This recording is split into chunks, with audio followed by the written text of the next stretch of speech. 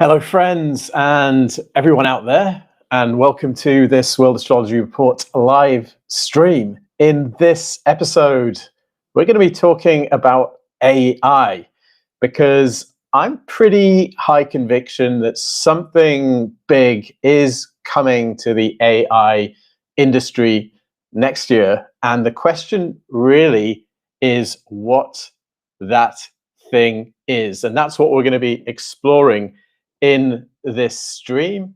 It's going to be a two-part stream. So the first part is going to be here live on YouTube, as you can tell. And the second part will be a private stream for World Astrology Report members, which members can join if they sign up. And if you haven't signed up yet, you might want to if you enjoy the stream and want more. But without further ado, we are going to get into this presentation that I prepared for you. And we're going to be talking about the strange, untrustworthy realm of AI. I've collected some stories here, just from the last few weeks on AI, just showing how there are the theme of deception and things not really being as they seems to run through the AI industry in general and open AI in particular. So we have a headline here: AI maybe another big market delusion. We have Elon Musk accuses Sam Altman's OpenAI of misusing its non-profit status. OpenAI started as a non-profit company. It's been converted into a for-profit vehicle, and Musk has suggested this has been dishonest given the original intentions of the company. We have your chatbot doesn't love you, the illusion of social AI. We have this strange situation where we're interacting with these AI tools, these chatbots that seem to be living conscious entities, but probably aren't, in my opinion. Although I suspect that spirits of different forms may be able to speak through AI in certain ways. And we have another headline here: Berkshire warns of AI deepfakes impersonating Warren Buffett. The whole phenomenon of deepfakes and the ability that AI has given us to create video, to create images of things that aren't real. So this theme of unreality, reality distortion, things not being as they seem, deception, seems to run through the AI industry in general and the technology in particular. And here we need to talk about Saturn and Neptune. As I'm sure most of you are well aware, we're experiencing a conjunction of Saturn and Neptune right now. They're still a few degrees away from each other right now, 4 degrees or so, but they'll be forming an exact conjunction in February of 2026. And the themes that a Saturn-Neptune conjunction brings forth are very relevant to the theme of AI in many different ways. But in particular, we have Saturn as this kind of reality principle, this concretization force. Saturn is like the boundary of the traditional cosmos, and you can imagine it as kind of exerting pressure on everything within space-time. And in a certain sense, it's the force that separates us, because we're all being sort of pressured inwards and crystallized. Saturn tries to create permanent crystallized structures. At the same time, we have Neptune, which is a very different energy. Neptune is the planet of the ideal. It points towards the realm of the imaginal. It's this sort of dissolving force, whereas Saturn is a concretization force. So the two energies here are at odds. And what I think we're seeing is that which we're used to being concrete, used to being reliable, that which is governed by Saturn is becoming less so at the moment, and has been really ever since these two planets moved into conjunction. And I'm seeing this playing out in all sorts of different ways in people's lives. With people tend to be finding that the parts of their charts that are ruled by Saturn are less reliable, less clear. There's a sense that things are getting soggy. There's not a clear way forward. There's Neptunian fog. And this theme, I think, is very apt for AI as well. Now, Saturn moved into Pisces in March of 2023. I think it was March the 7th or 8th, something like that. So it joined Neptune in Pisces at that time.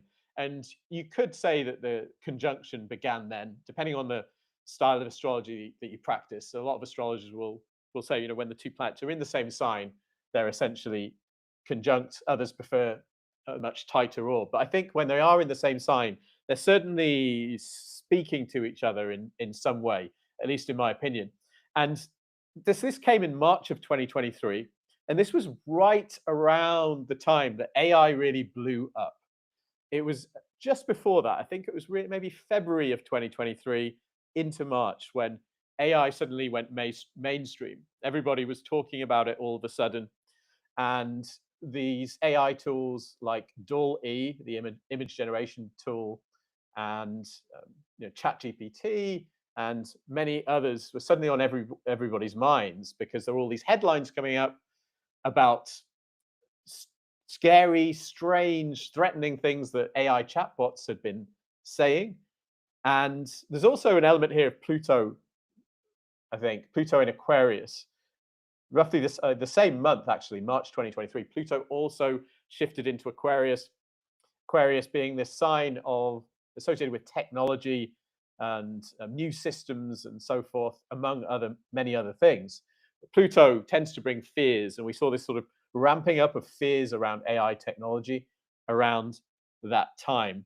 But it's notable that AI sort of really became mainstream. It became a thing in many people's lives around that time when Saturn joined Neptune in Pisces. And I remember, you'll probably remember too, in the early days of AI image generation tools, they couldn't do hands.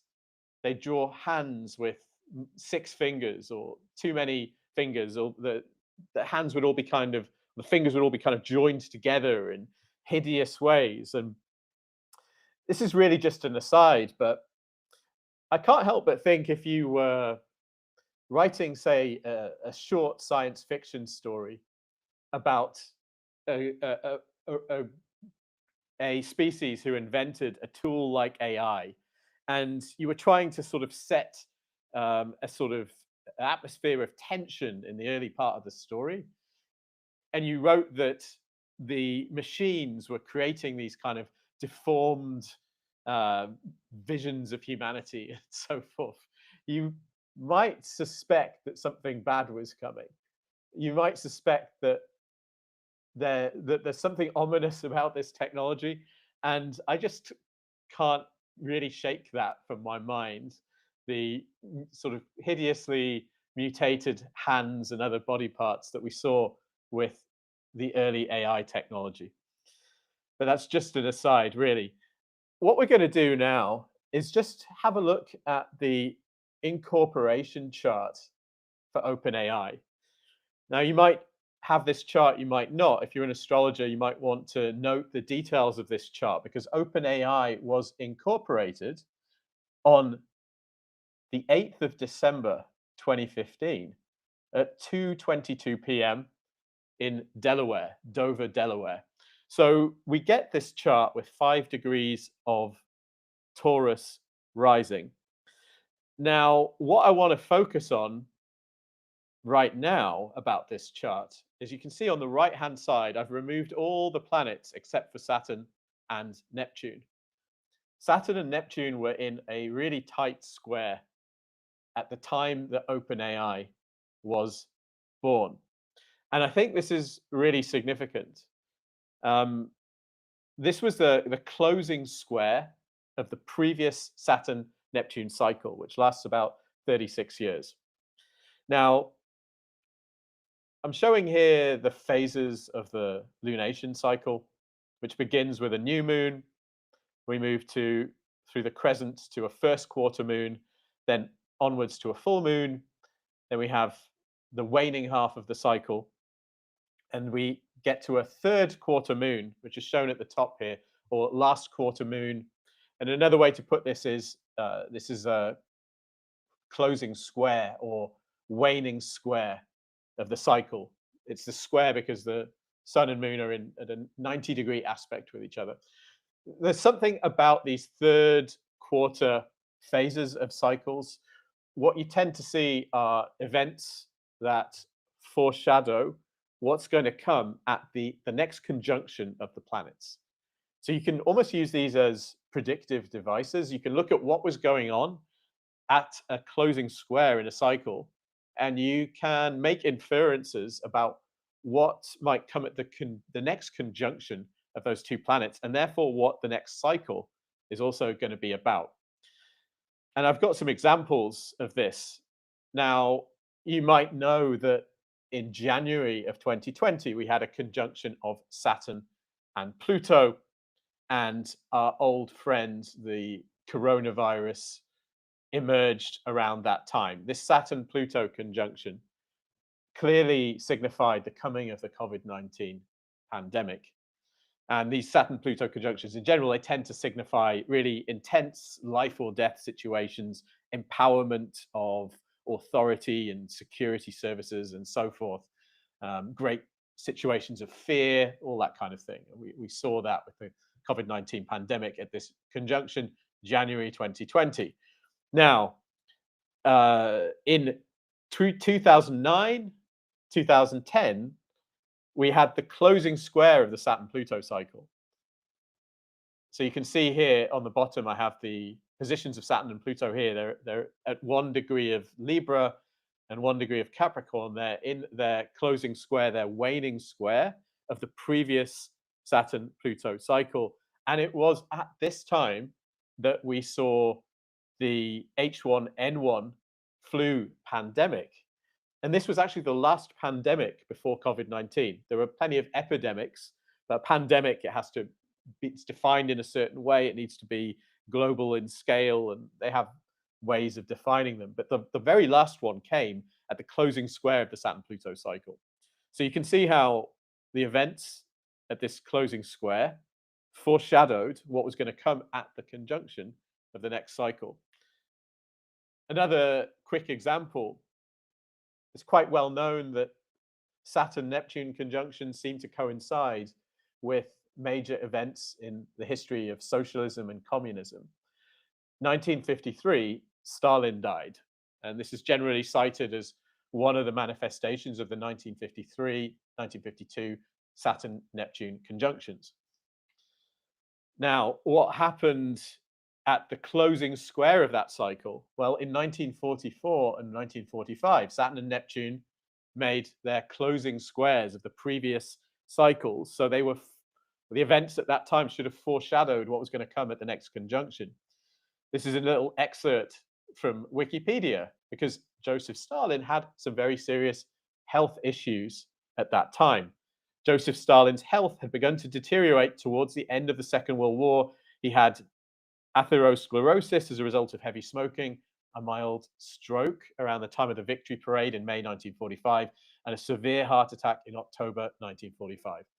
It's another astrologically perfect example of how this major event that was going to come at the next conjunction of Saturn and Neptune was foreshadowed with these big health problems for Stalin.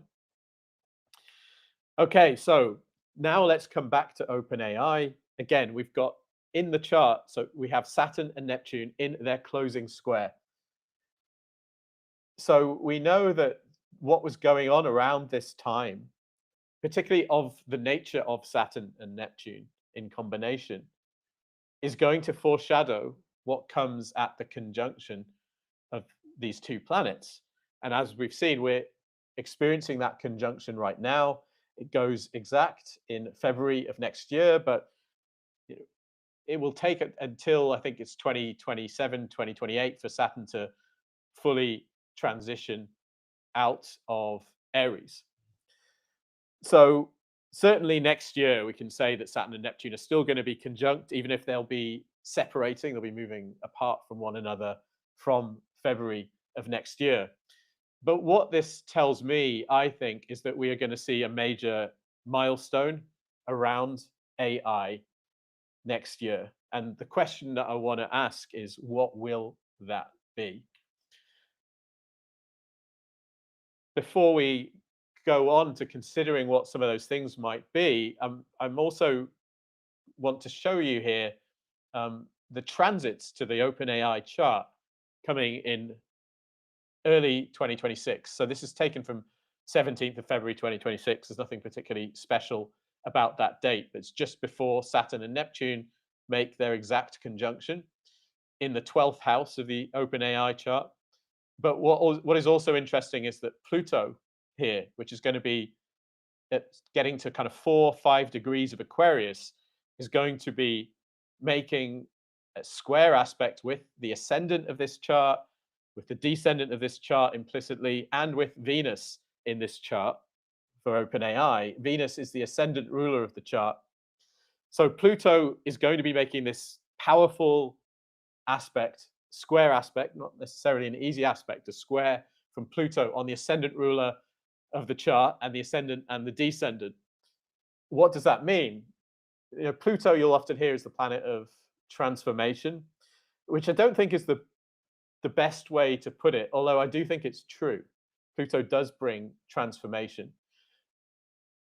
But in a sense, all planets bring transformation. We're always changing as a result of what we experience, as a result of shifting consciousness. So we're always transforming in some way. So in that sense, I'd say saying Pluto is the planet transformation is a little bit vague, although it's kind of right as well. Pluto tends to transform through these kind of death rebirth processes. It demolishes things and rebuilds them again. It tends to send you on these journeys to the underworld where you feel like you're losing everything, and then you re-emerge from the underworld transformed, just like the myth of Persephone, say. So we have these indications here, just looking at this chart as well. I think that there's some big transformation coming for OpenAI besides what we've seen with Saturn and Neptune. So what could this be? And there are a few possibilities. Number one is that OpenAI is supposedly considering an IPO, initial public offering. So it's going to become a public company that you can buy shares in, and supposedly it's laying the groundwork to do this at up to a $1 trillion valuation, an absolutely obscene valuation for this company. And if you look into this subject, you'll see there are some question marks about when this might come. Some people are suggesting that they are preparing for it and they might do it in 2026, but then there's other suggestions that it won't do it so soon. Maybe 2027, maybe later. So that is a possibility that OpenAI becomes a public company, and that would kind of fit the pattern of the closing square that we've already seen, where we have a kind of foreshadowing. So the company is established at the closing square, and then at the conjunction, it becomes a public company. But I'm not totally convinced that this is what's going to happen or the only thing that's going to happen. Another possibility, or something that has at least been talked about, and particularly by Sam Altman, the CEO of OpenAI. Sam Altman, I'll just read this headline. Sam Altman claims AGI is coming in 2025 and machines will be able to think like humans when it happens. This was published in November of 2024. And, it's quite difficult when you're trying to talk about a technology like this and understand where it's going, because I don't know how many of us really understand what's going on with AI. It's very new. It's something we're all trying to kind of wrap our heads around and understand what this thing is. So it's quite tempting to sort of listen to industry experts, and if they say something is coming, to kind of think, well, maybe that is what's coming. But I'd say it's starting to look like AGI is not imminent.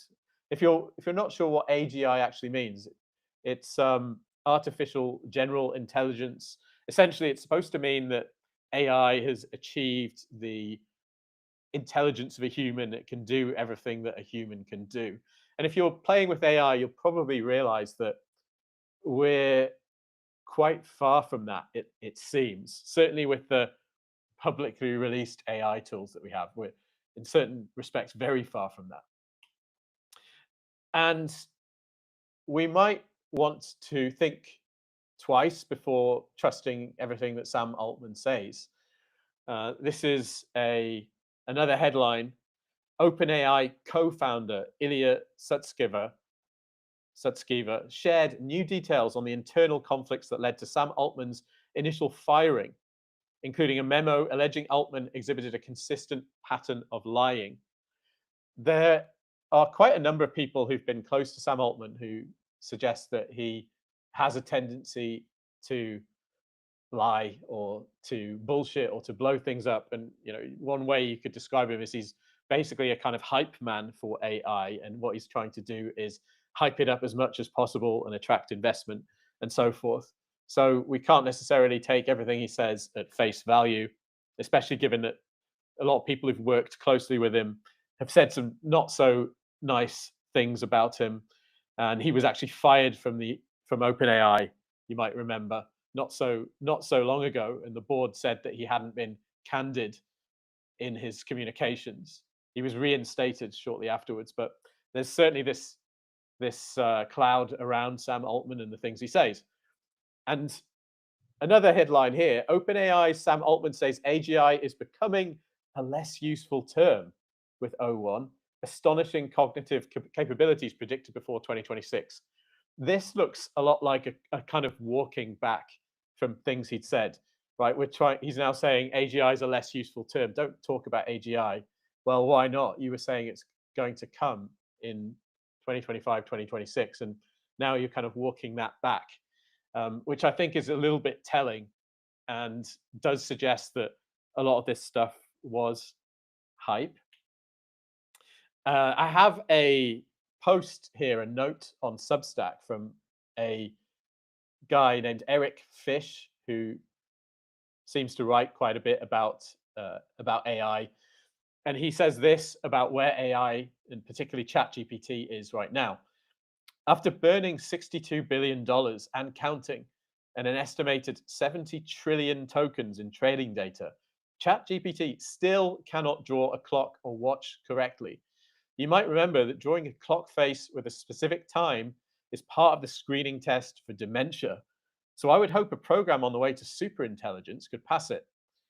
And then he lists some problems with these clock face images that ChatGPT has drawn, and it's not even close to getting it right, basically. So it does seem somewhat unlikely, doesn't it, that if that's where we're at right now, are we really getting some sort of AI superintelligence imminently? Seems somewhat doubtful, doesn't it? And now I want to highlight the writing of Ed Zitron. This is somebody I'd like to recommend. He has a Substack called Where's Your Ed At? And he's been writing extensively about AI for quite a long time. He's quite well connected in the tech industry, but his position is essentially that AI is a bubble. It's the companies involved are exaggerating the potential or the profits they expect to earn from this technology in the near future, and that essentially this industry is kind of built on a lot of bullshit at the moment. And I've just taken some excerpts from this article of his called "The AI Bubble's Impossible Promises." He says, "We're in a bubble. Everybody says we're in a bubble. You can't say we're not in a bubble anymore without sounding insane, because everybody is now talking about how OpenAI has promised everybody $1 trillion, something you could have read about 2 weeks ago on my premium newsletter. Yet we live in a chaotic, insane world where we can watch the news and hear hand wringing over the fact that we're in a bubble. Read article after CEO after article after CEO after analyst after investor saying we're in a bubble. Yet the market continues to rip ever upward on increasingly more insane ideas, in part thanks to analysts that continue to ignore the very signs that they're relied upon to read.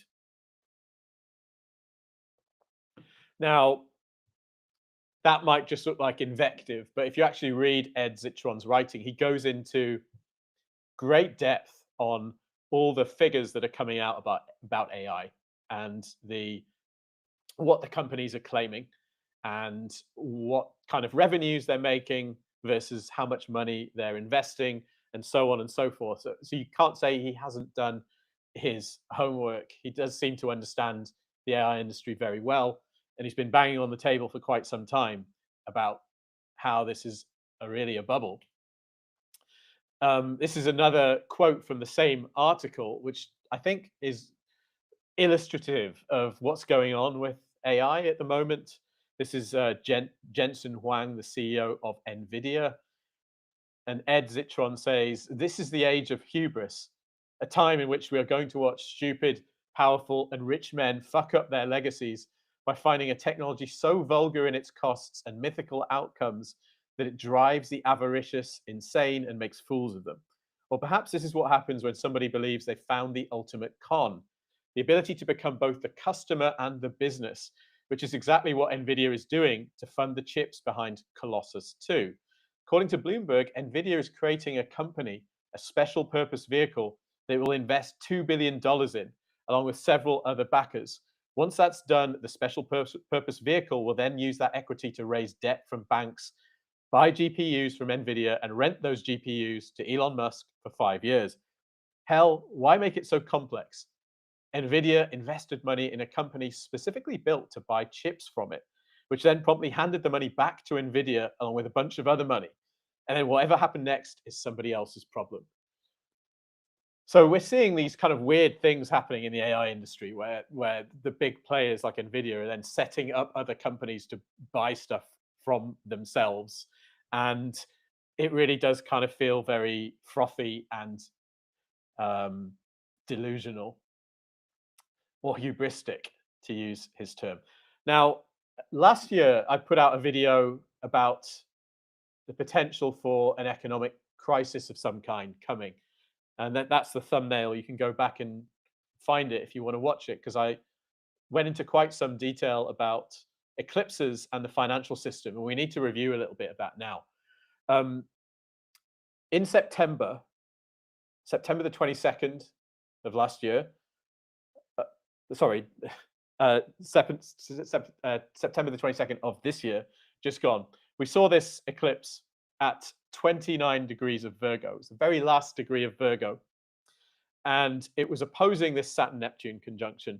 And this eclipse looked like a kind of crisis in material circumstances to me.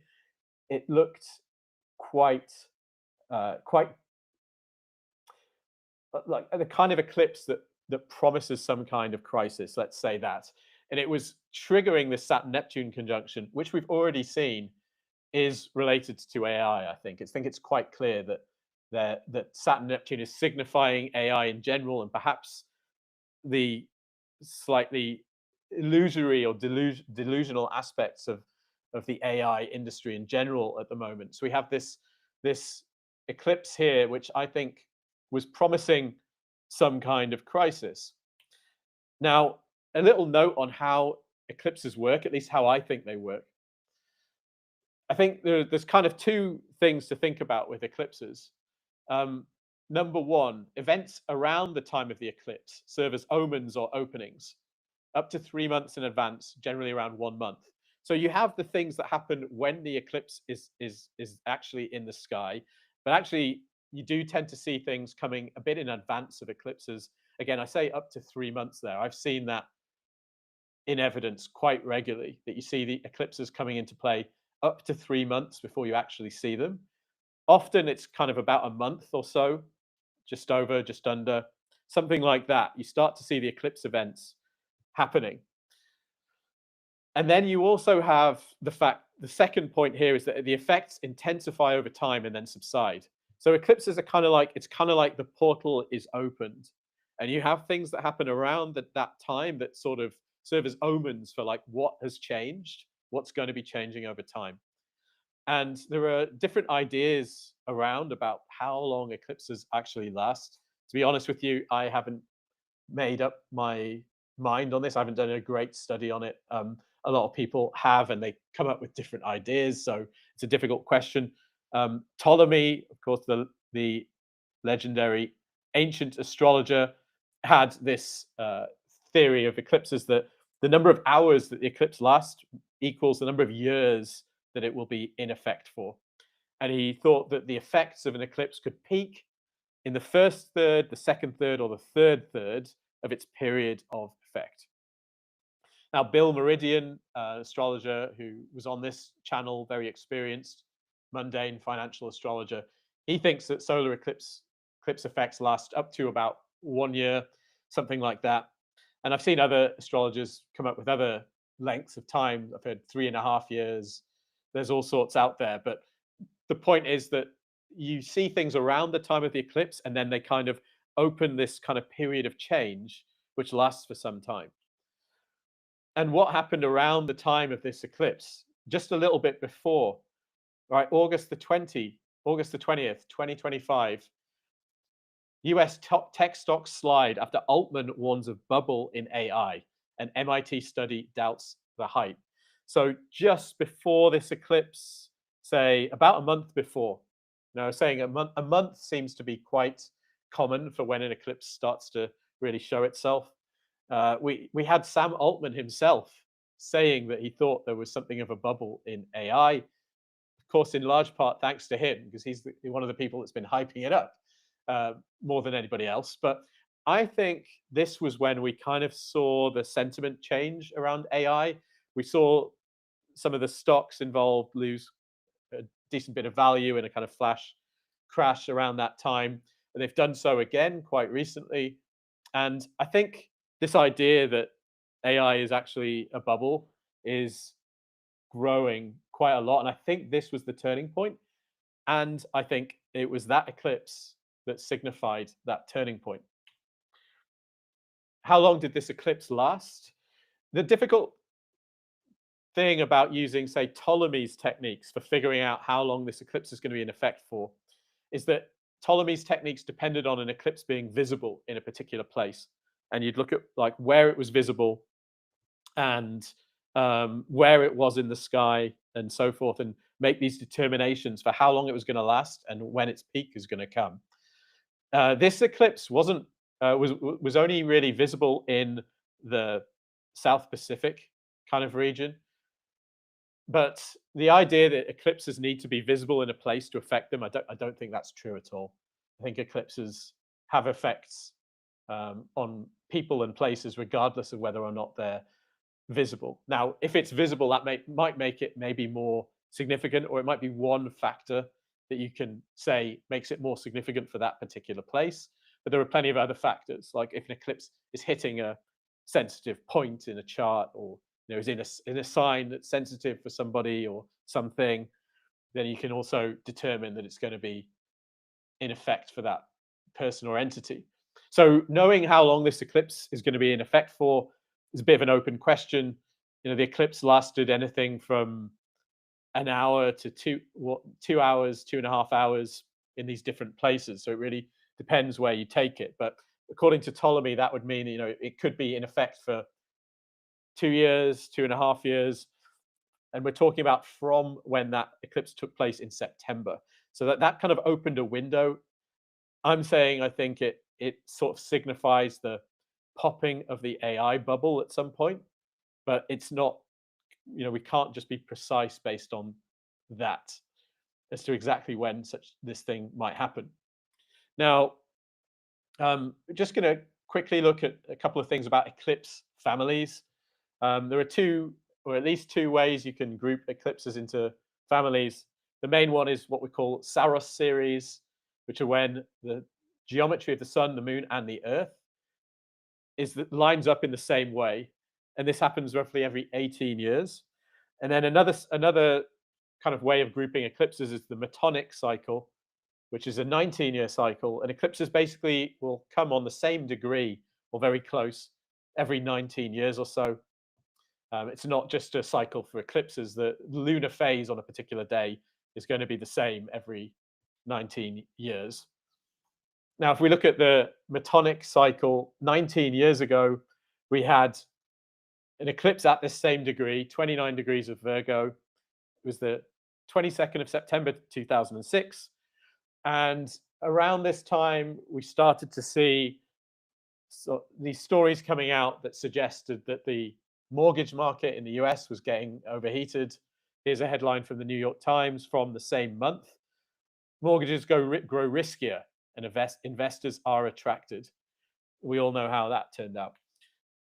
If we look at the Saros series for this eclipse of September 2025, the last eclipse in the same Saros series came on the 11th of September 2007. Now, eclipses in the same Saros series will tend to share themes and echo each other in quite important ways. So the last eclipse in the same Saros series came on the 11th of September 2007. And this is really around the time, it depends on who you ask, but roughly around the time that the great financial crisis, the subprime mortgage crisis, began. This is an article 10 years on from the financial crisis, and this was published back in 2017, but it's talking about 10 years earlier. It says there is still a notable lack of consensus over when exactly the 2007 to 2009 financial crisis started. This column argues that the crisis began on 9th of August 2007, when BNP Paribas announced they were suspending redemptions. So this is a French bank that suspended, I think, withdrawals from certain hedge funds, and it was a real signal that things were about to go very wrong. And it came just about a month before this solar eclipse in the same Saros series. So there we have this kind of like 1 month timing once again. And it wasn't that you wouldn't, this person is arguing that that's when the kind of crisis began. Often you hear 2008, that's the kind of year that sticks in most people's minds. But these things don't tend to just come out of nowhere, right? That you get signs that they're coming. I think we have to bear that in mind with regards to the AI situation. And what's going on now? Well, we have this guy here, Michael Burry, who you might have heard of if you've seen the film The Big Short. He was one of the investors who saw the big subprime mortgage crisis coming and made a lot of money on it. This headline says, The Big Short investor betting $1 billion against the AI bubble, says Meta and Oracle's accounting is hiding the brutal truth. Right? He's making a huge bet that this AI bubble is going to pop. And he was right about the 2008 financial crisis. He's made some other calls since then that haven't come through, but it's certainly worth paying attention to. And just a few days ago, like a couple of weeks ago, we had more than $1 trillion wiped off US tech giants in AI rout. So we're definitely starting to see more trouble in the AI industry. And I think a lot of this has to do with the colossal amounts of money that have been invested in it and the seeming inability of the technology to make much profit. They're just not making enough money from it. People aren't adopting it enough, and it's been overhyped. So you have all this hype around things like AI agents, which anybody who's had a few experiences with AI bots and so forth will probably know that these things are still pretty terrible and nowhere near enough to be replacing lots of jobs, which is what these companies think is going to happen. And it's all quite reminiscent of the dot-com bubble, I think. This is a chart showing, I think, the Nasdaq, and we had a peak in the year 2000, and then after that, a big collapse. And it wasn't the end of the internet, obviously. but it was the end of a lot of overvalued companies. It was the end of pets.com and some of these kind of companies. And it cleared out a lot of the smaller players. And it feels a bit similar to that, I think, but with AI this time. Now, this fellow here, Gary Marcus, has been writing quite a lot about AI on Substack. And one of the things he's been saying, this is a tweet from January of this year. He said, "The countdown until we are told that LLMs are too big to fail starts now. We can't afford to lose to China," they will say, accepting their multi-billion-dollar bailouts. This is where things get a little bit sinister, honestly. And we all heard that phrase, too big to fail, with the banks in 2008. They couldn't have been allowed to fail, so the public had to bail them out. Bailouts that involve printing huge amounts of money basically take money from all of us, because that's essentially what inflation does. And unless you're very well invested and your money is able to really outpace high inflation, you are going to become poorer when they do these big bailouts. So it's quite worrying, isn't it, when we've got this massively overhyped industry. We're starting to see a lot of people pointing out that it's overhyped and that the bubble's going to pop. But I have to admit that at a certain point, I naively imagined that maybe some of these companies would be allowed to fail, but that's not going to happen, is it? It really is not going to happen. And we're starting to see this idea that AI is too big to fail in the press as well. This is from the Wall Street Journal from this month, November the 2nd. Is OpenAI becoming too big to fail? You almost have to wonder if that's been the strategy all along.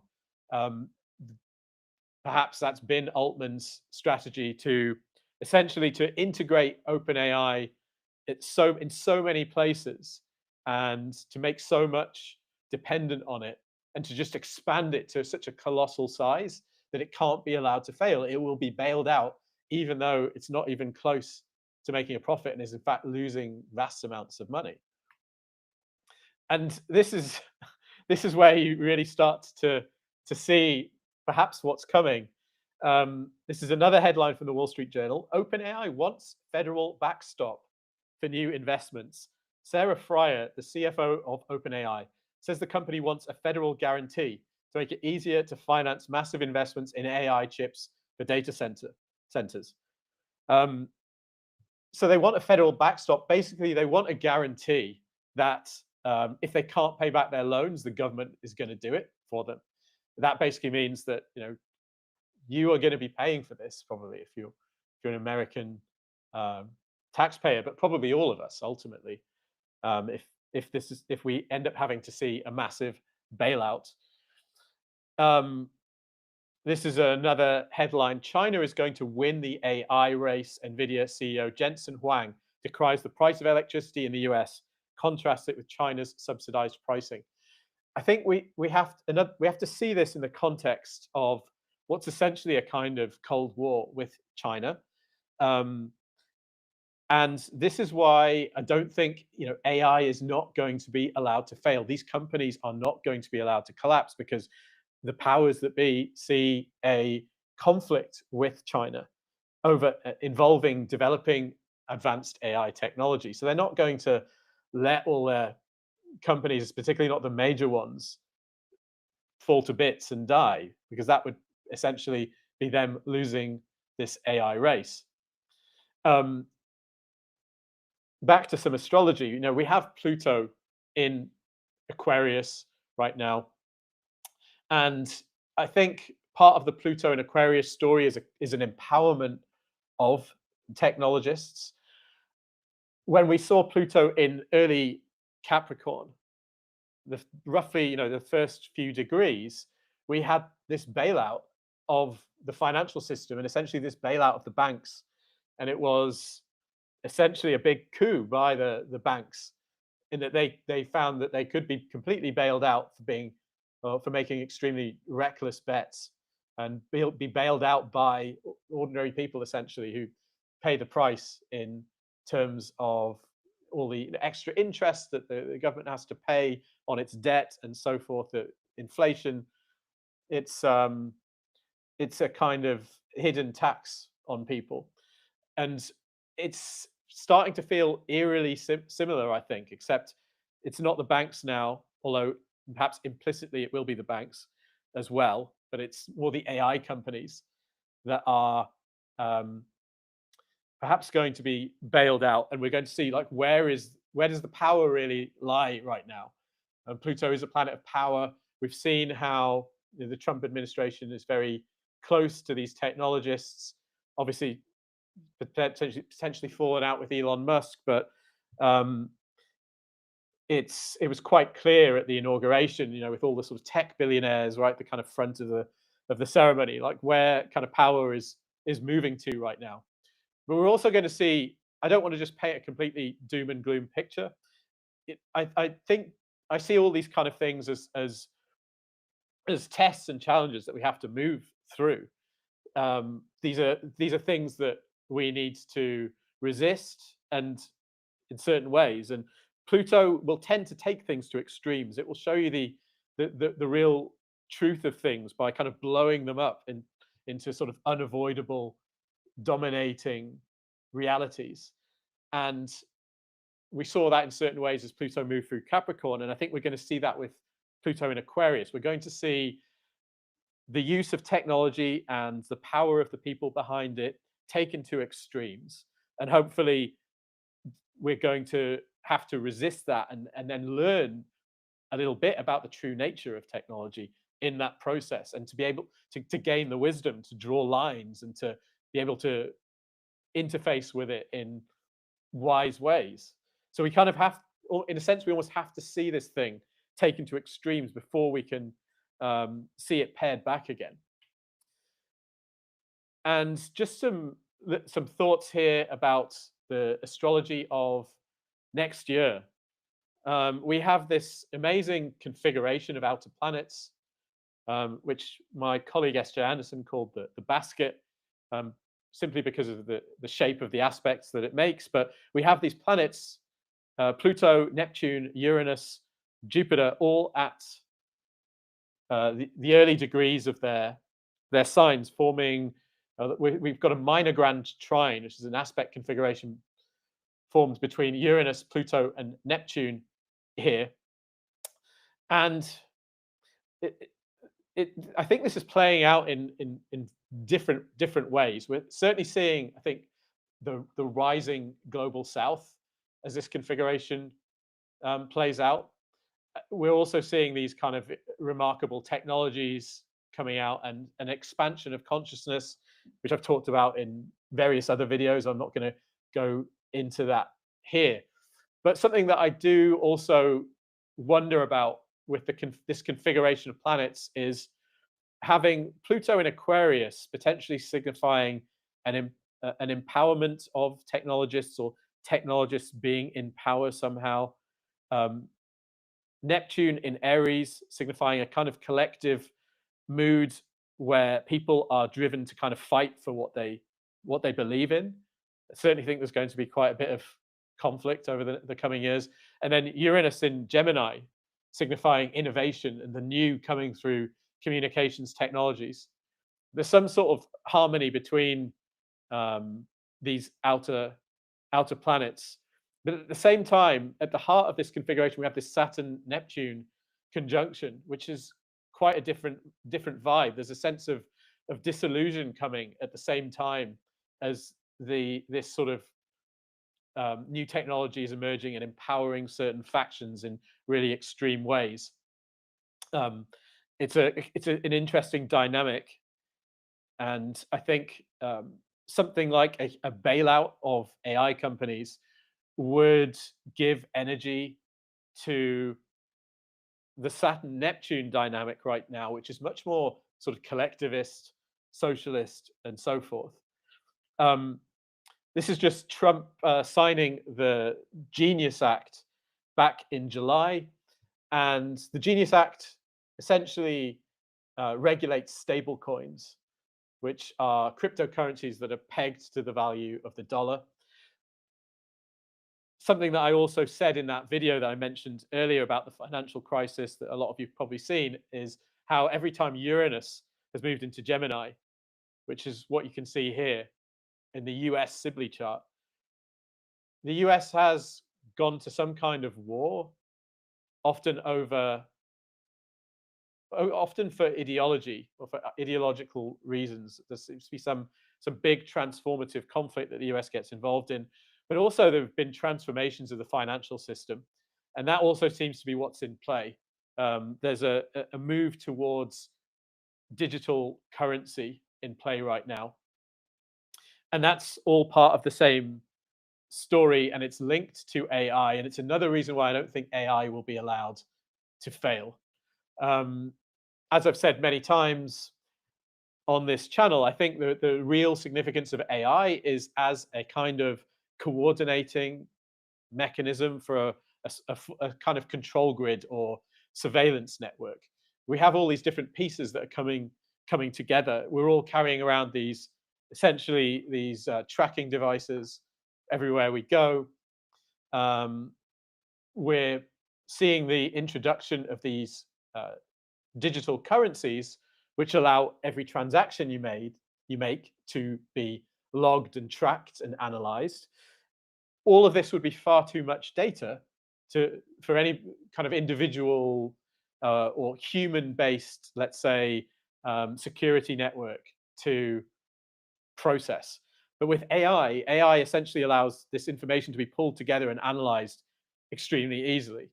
So, I keep talking about this because I genuinely think it's really important that people are aware of it and push back against it.